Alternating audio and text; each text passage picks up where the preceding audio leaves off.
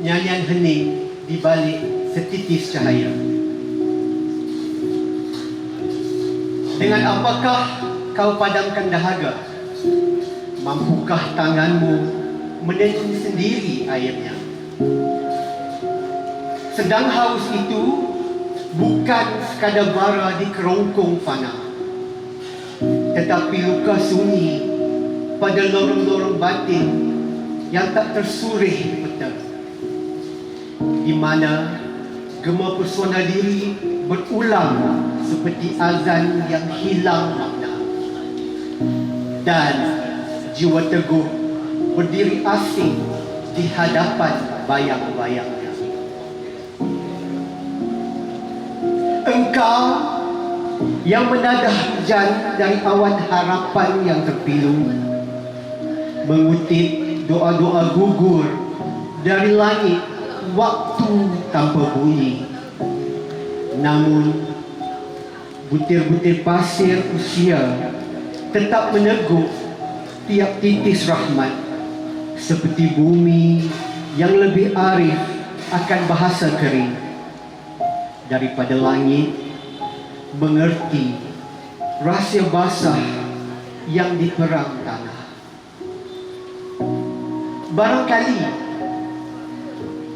air bukan objek yang turun dari ketinggian, tetapi rahsia yang dibuka dari jurang kedalaman.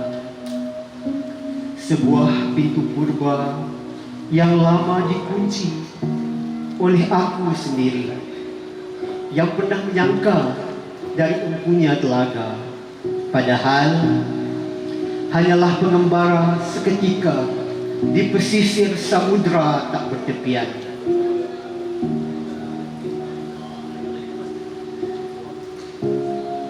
Pada rekah batu kesabaran yang menua oleh sabar, tersimpan mata air yang enggan memancar sebelum waktunya. Ia menanti runtuhnya tahta keangkuhan dalam dada agar dapat mengalir tanpa nama, tanpa mahkota pujian, hanya sebagai rahmat yang tidak menuntut dikenali.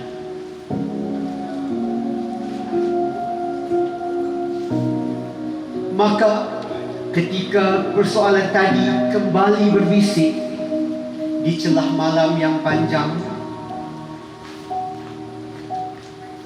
dengan apa kau lenyapkan dahaga, dan mampukah kau mencipta airnya? Hening menjadi jawapan yang lebih tua daripada kosakata, bahawa haus adalah panggilan pulang ke asal cahaya, dan airnya sentiasa mengalir pada Dia yang mengalirkan segala. Dan ketika fajar membuka rempayung langit perlahan-lahan, jiwa mengerti bahawa dahaga bukan musuh yang perlu didendam, melainkan utusan rahasia dari alam yang lebih tinggi.